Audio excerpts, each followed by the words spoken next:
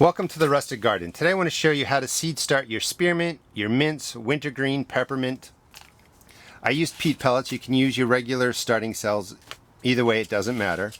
I started these in middle of January. Today's March 8th, I believe. And you can see how much they've grown in about 6 or 8 weeks.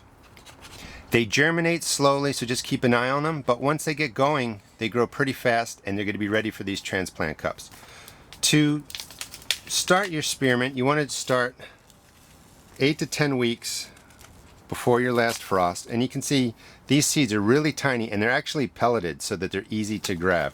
And all you do is open up the cloth on your peat pellets. You're going to drop in 3, 4, 5 seeds. They do not like to be buried deeply, so you're just going to scratch them into the surface.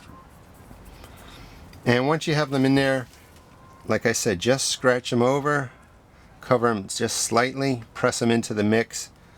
This peat mix is already wet because I watered these, and it's actually not a bad idea. You don't want these seeds to fall in to loose starting mix and fall to the bottom. Just press them in and barely cover them.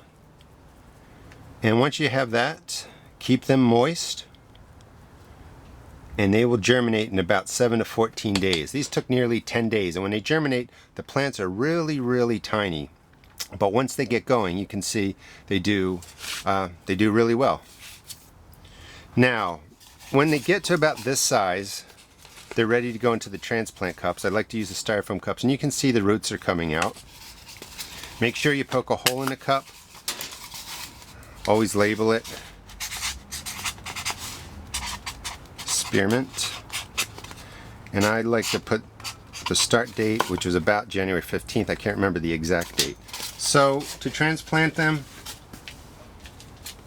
just make a base like that.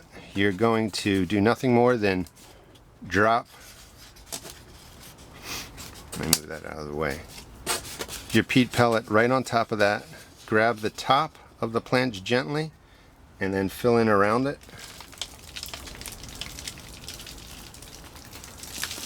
And then all you do is press the edges, press the pellet down, give it a tap, and your spearmint seedlings are transplanted. They're very easy to grow indoors. You can save yourself a lot of money. If you go to a nursery, plants that are a little bit bigger than this might cost you $3, $4, $5. There's no need to do that. For $1.34 and about $3 for this peat pellet tray, you can grow 12 different varieties of mint or get 12 plants into your garden. One quick tip is when you put this into your garden, I recommend putting it into a container about this wide, maybe about that deep, because mint will grow like crazy and it will actually take over a space. So the container contains the roots, so you'll get a nice mint crop, but it won't spread all over your garden or your flower bed. Hope you enjoyed the video. Please check out my blog at www.therusticgarden.blogspot.com and also check out my YouTube videos. Thanks.